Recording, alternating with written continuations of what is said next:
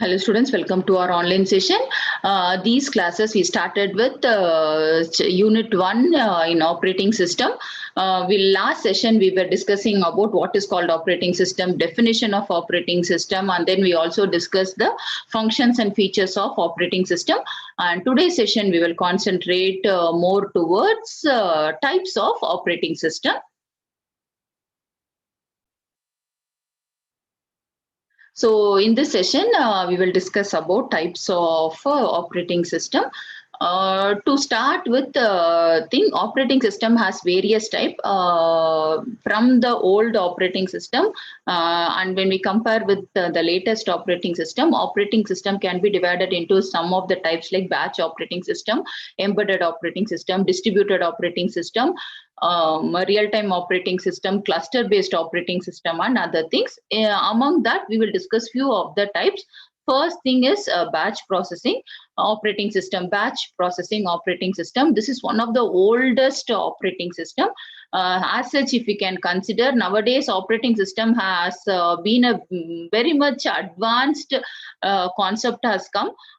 So that the concept of these kind of batch processing is used in very certain places. If you really require these kind of operating systems was used. The concept behind the operating system is here operating system won't do the work time to time.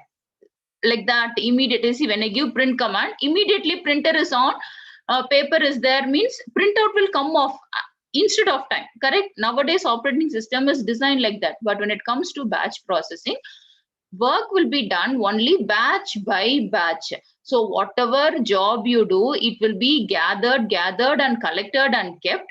And one particular control, if you give, so you consider like a 10 records have collected and kept, then when you give a command, then it will start processing batch by batch. Then everything will be collected. Then based on the batch job, it will do. One example for batch processing in our latest situation we can do is salary calculation. See, usually salary is calculated like the whole month you will come, you will attend the office from day 1 till if you 30 or 31 days. Then based upon all the days attendance plus the number of days, holidays you took, number of in between holidays, weekend holidays which had come, based on all the things, only at the end of the month, the last day of the month, salary is calculated and it has been transferred to the account. So one example for this batch based job is our salary calculation we can consider. But those time these kind of operating system only was existing, so they have to do only together job. They will keep collecting all the information and together they will execute at a one time. The OS was simple. So what was a major task? To transfer the control from one job to the next job. And when batch processing operating system and all was there, as an input device, keyboard and mouse and all was not so familiar. That time they were using punched cards. So to input, so first, as it is a batch processing job, through punched card, they will input the information to the system and leave. And they will give a command after collection of certain jobs, then they will process it off. And operating system will be residing in the memory. So though when we batch processing model was there, common input devices was card reader and tape drives. So that's what punch card readers, those kind of devices were used as an input device. And common output devices were line printers, tape printers, and card punchers. These were the output devices, not that high-end printers what we have nowadays. These were the output devices. So here a job will be done only based on batch wise. There were a lot of advantages and also some disadvantages. That advantages part of it, no, overall time taken by the system to execute the program will be reduced. Why? Because system is not going to execute the program at all the whole day. It will collect all the job from morning. Maybe they would have said evening 6 o'clock you need to execute, means only 6 o'clock system will become busy in execution. That all the time from that morning only work is to collect the job and leave it off in the queue. So processing speed of the system is being maintained, only particular time it is being utilized. So overall time taken for a system to execute the job is reduced. And these kind of jobs, batch processing systems can be shared between multiple users. It's not that only from one system job has to come, everybody's job will be gathered in one particular machine and then it will execute. But that these kind of methods also had, because on one more advantage you can see, this is the oldest method. Now we don't prefer to use these kind of operating system. One more disadvantages is manual interventions are required between two batches.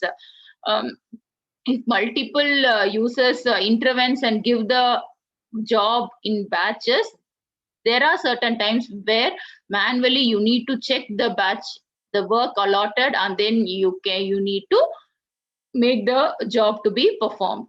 Then CPU utilization is low because time taken in loading and unloading of batches is very high as compared to the execution time. So here what has happened, program execution time is less, but the time taken to load the input and also unload the output, that too you remember, it is inputted is done using through card reader. So every letter you do has to be, a punches has to be used to read. So only to input and for output only it will take long time, but execution is going to be fast because it's going to do the job at a stretch. But when it comes to input and output utilization, it will take long time. Because of that, CPU utilization will be more. Okay, that will be the disadvantages of batch system. This was one of the oldest operating system technology we had.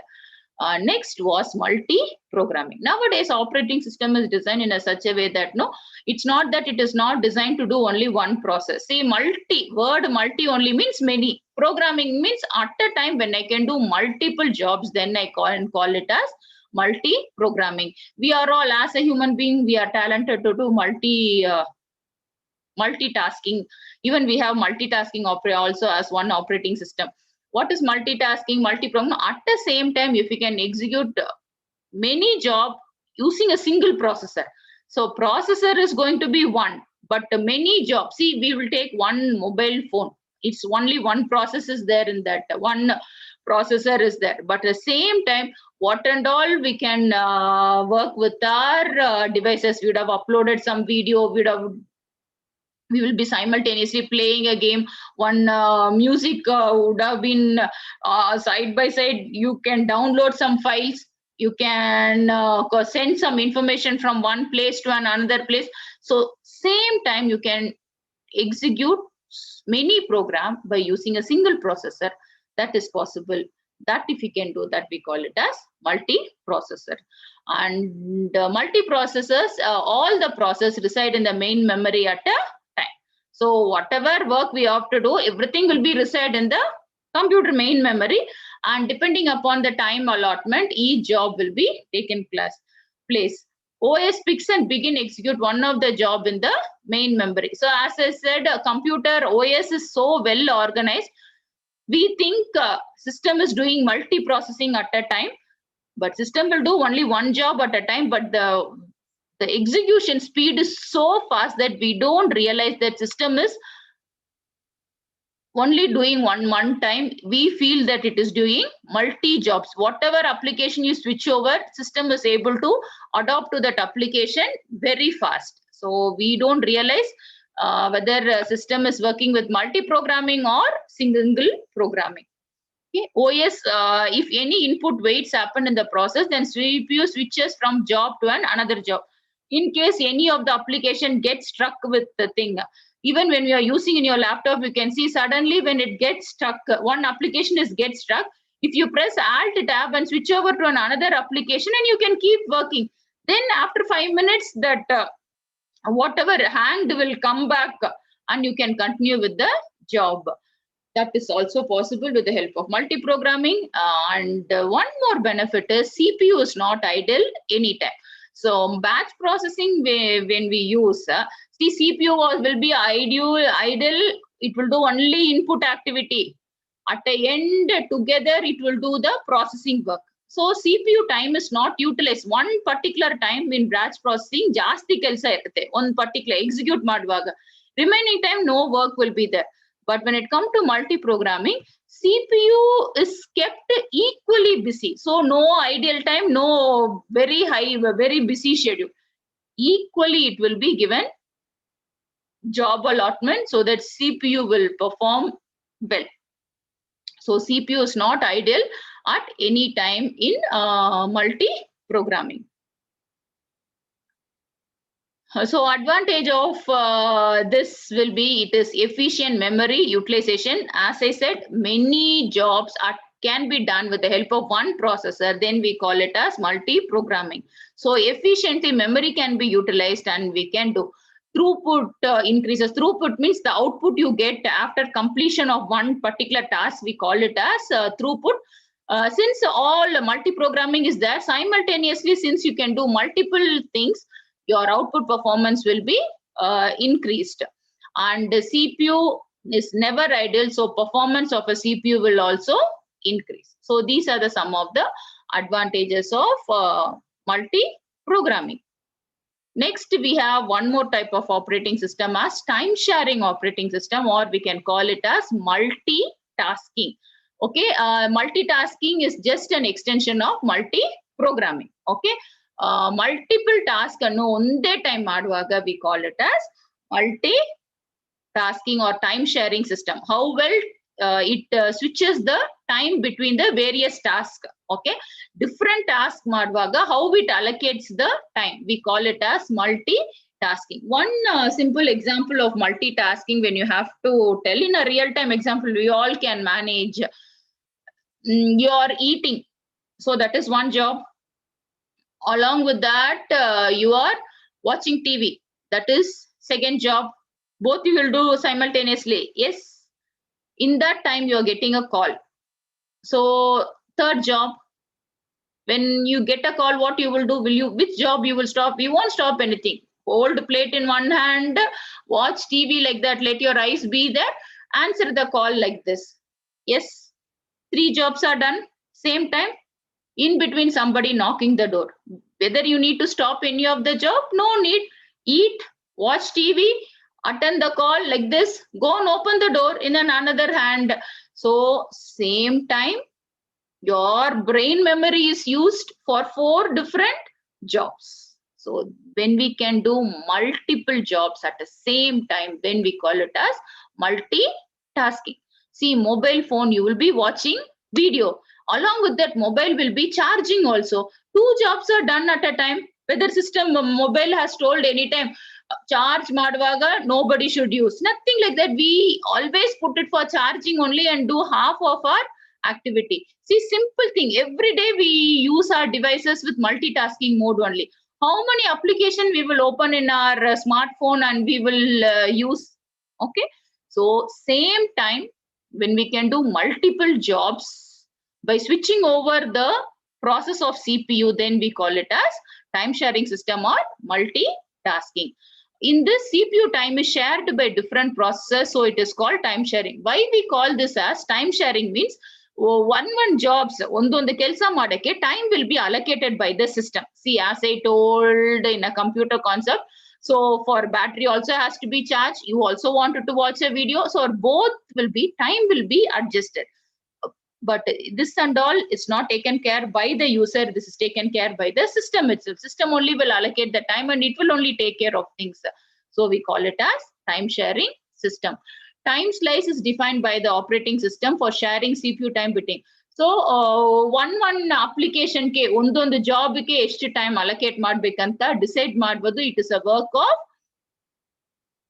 operating system itself. So we are not as a user, we don't know also how the time is being allocated. For this also various algorithms are there, but time slice means the time period allotted for completion of every job, we call it as time slice. It's also taken care by operating system. So these are all about time sharing system. Using these systems also, we have certain advantage and also certain disadvantage. Each since equal on-time time is given to each process, so each process get equal opportunity. So multitasking yatara work agate based upon the time allotment. Every job will be given a fixed time. That fixed time it has to do and come.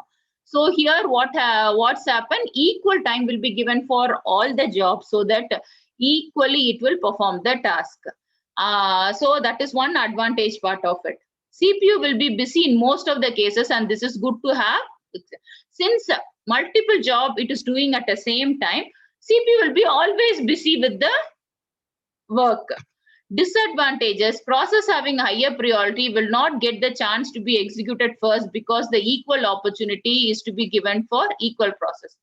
But in multitasking also, one problem andre yavadadu priority job bandre, okay, you get some priority jobs and you need to do that first. Then also it will say, if its algorithm is designed in a such a way that equal agve time kodtini andre, only based upon the time allotted period the job can be done.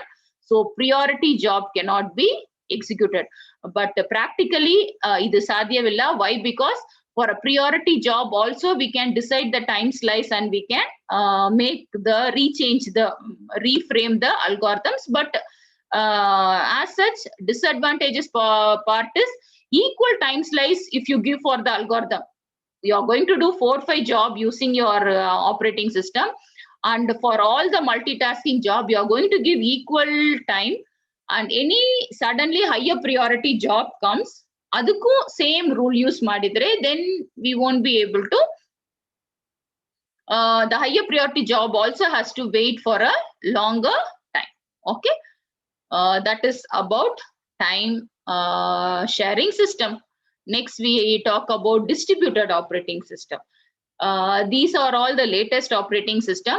Instead of working from one CPU and other thing, when I can distribute my data to a various devices. A distribution, when I say, it is not only your process, it can be your memory, it can be your devices, it can be your software also.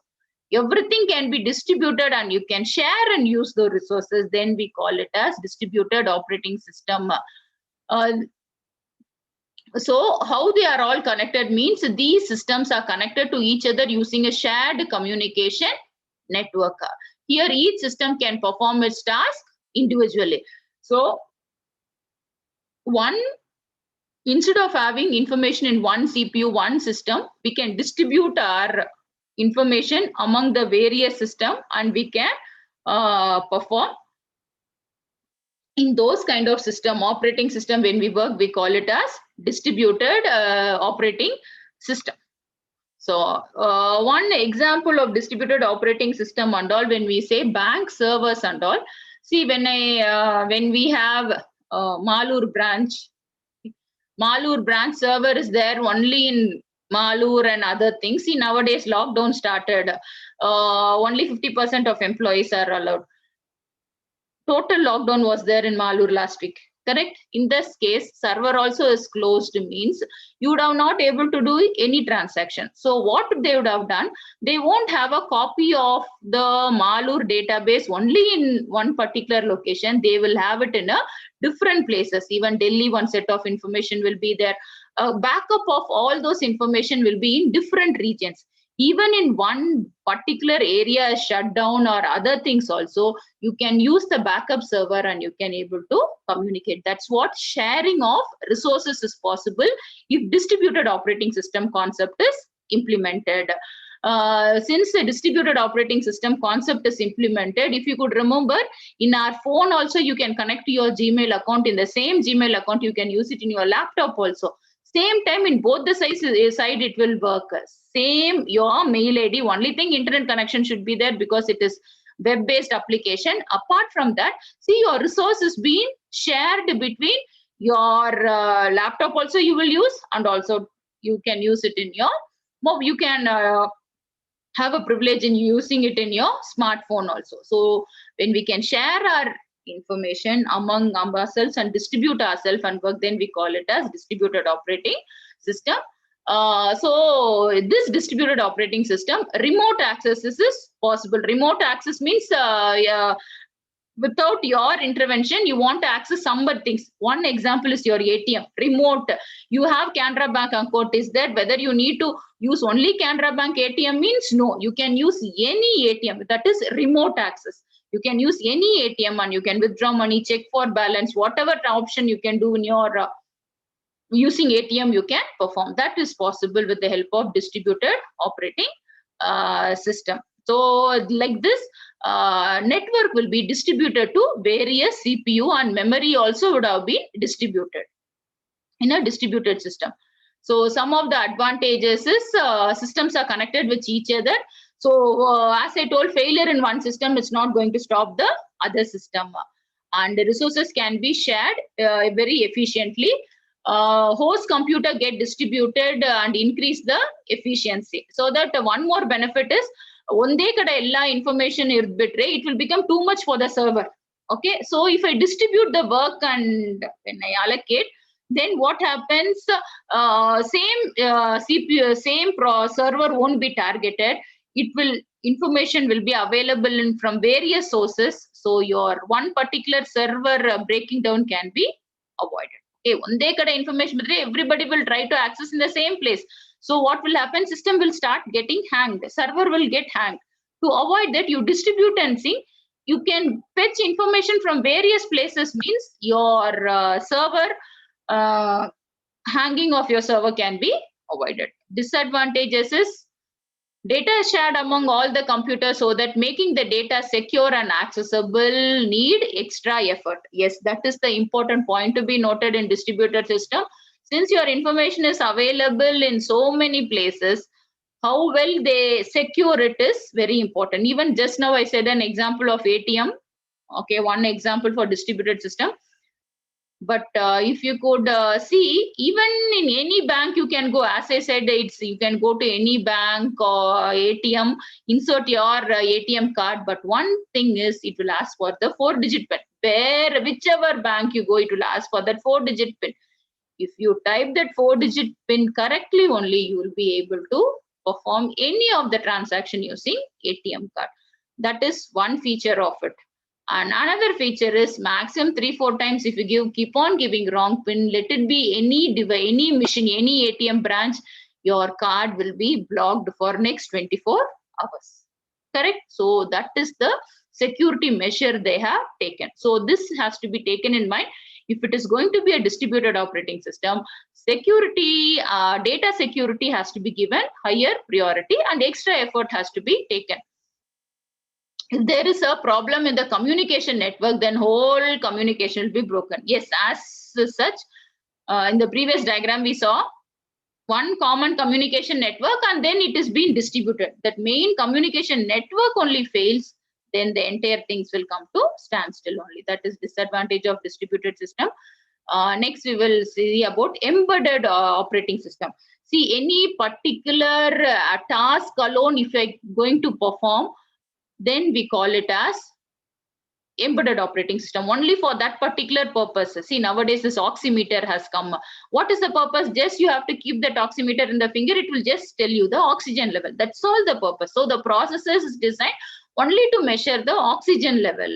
So only for that particular purpose when we use, then those kind of operating system is called embedded operating system. We have separate processors in dishwashers. We have one kind of processor in washing machine.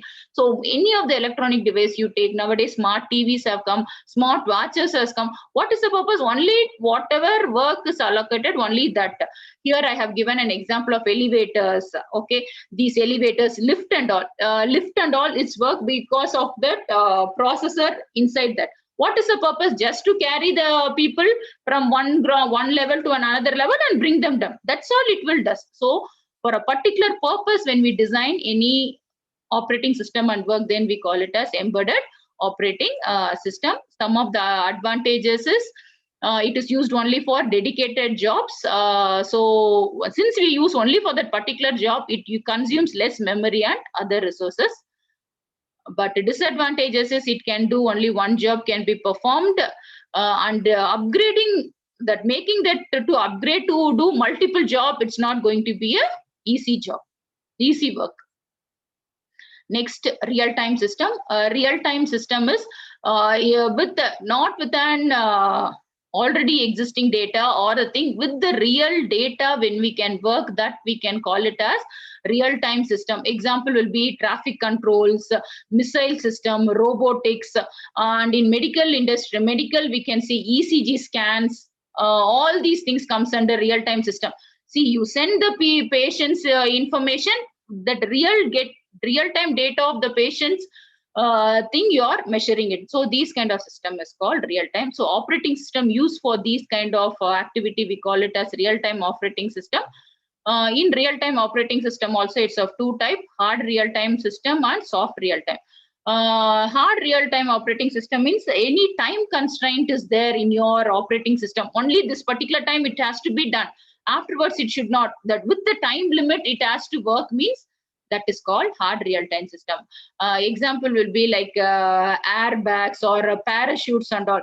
If you see nowadays in cars, airbags is there. It won't come out only until for a normal thing. But when you put any sudden brake and other thing, the sensor will automatically open the airbag in front of the driver and safeguard the thing. So time constraint, time-based, when you can construct one operating system, that is called hard real-time system.